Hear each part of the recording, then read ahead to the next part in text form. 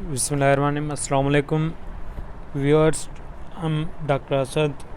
Today we'll read the topic, very important topic, the difference between gastric ulcer and duodenal ulcer. So, topic is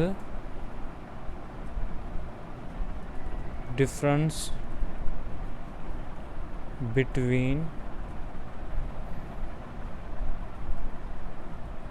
gastric and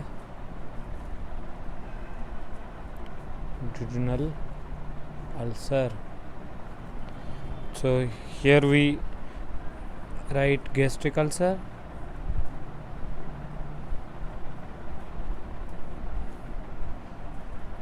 and here duodenal ulcer.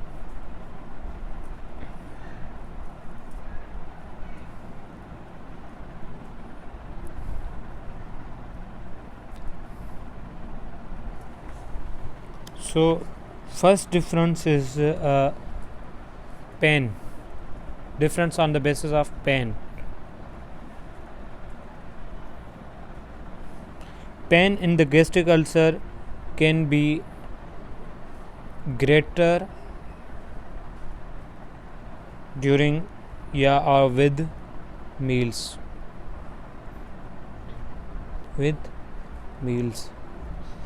And weight gain happens. Okay, here our first point is pain decreases with the meal. Pain decreases with meal. So, and it causes weight loss.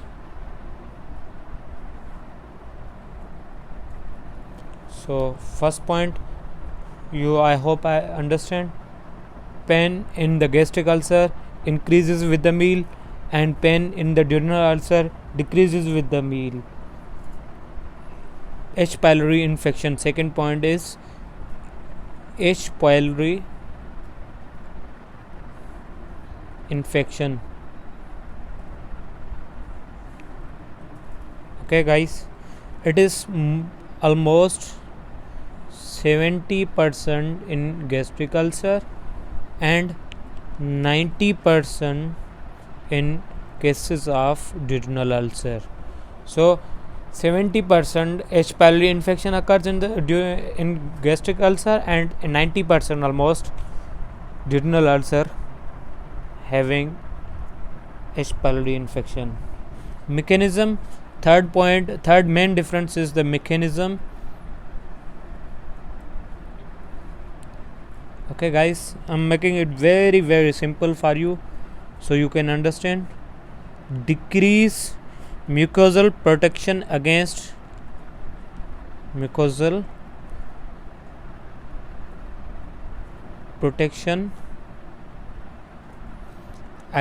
gastric ulcer.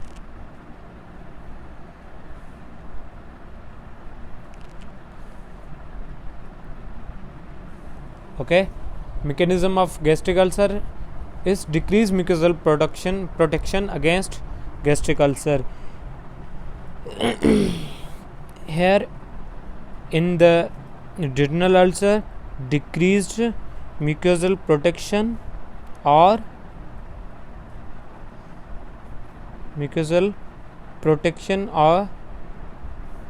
also what happens? Increased gastric acid secretion.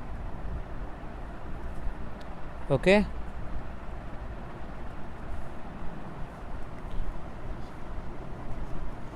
other causes may be, first cause we have write down that H. pylori infection.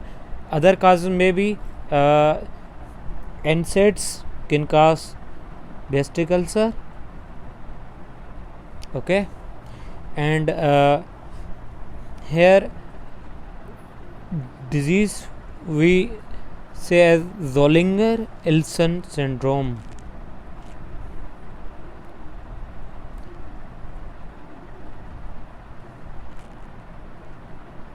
syndrome. It is a disease of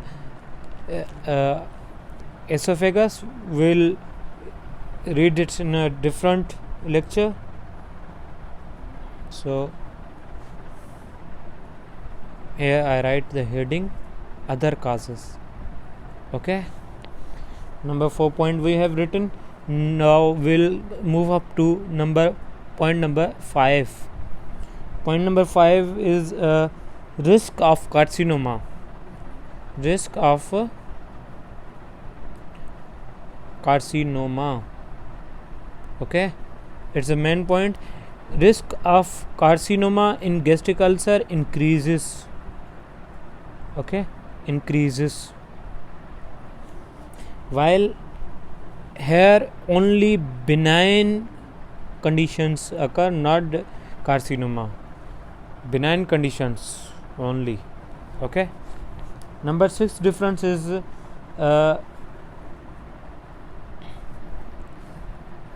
biopsy margins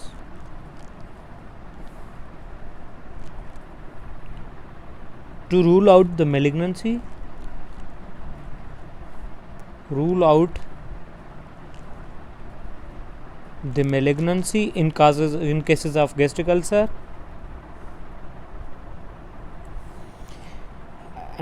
In cases of duodenal ulcer, hypertrophy of Werner glands.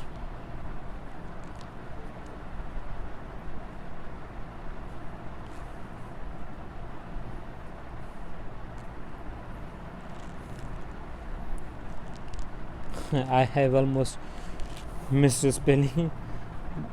Werner gland, Werner. Okay,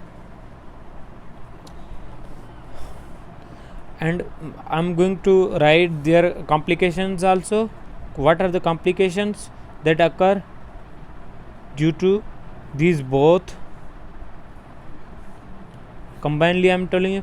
Number 1 complication is hemorrhage.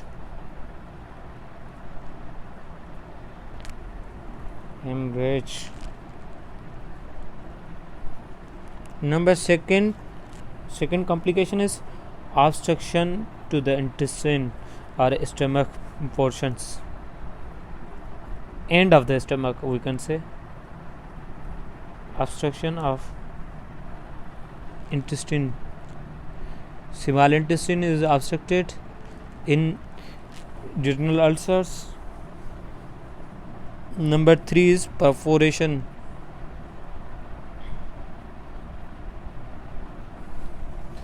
So this is the topic of today. I hope you guys have understood it.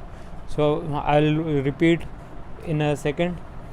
Gastric ulcer. In the gastric ulcer, pain is greater with the meals, and in the duodenal ulcer, pain decreases with the meals.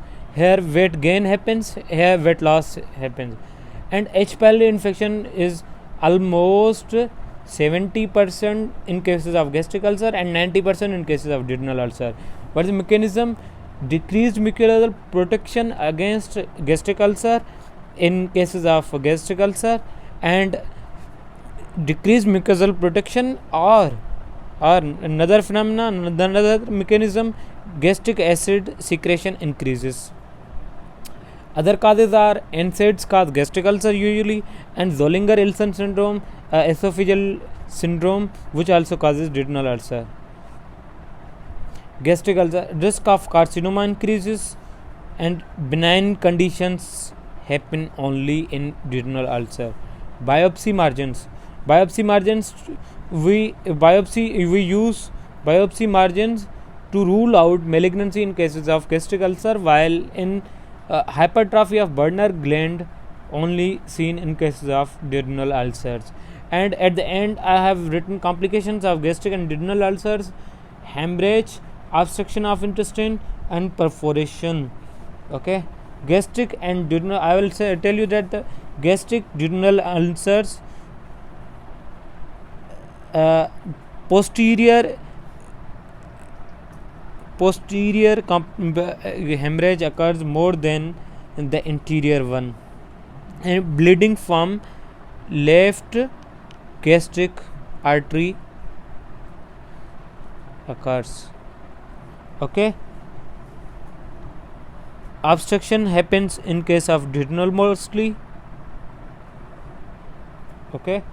And perforation in cases of duodenal.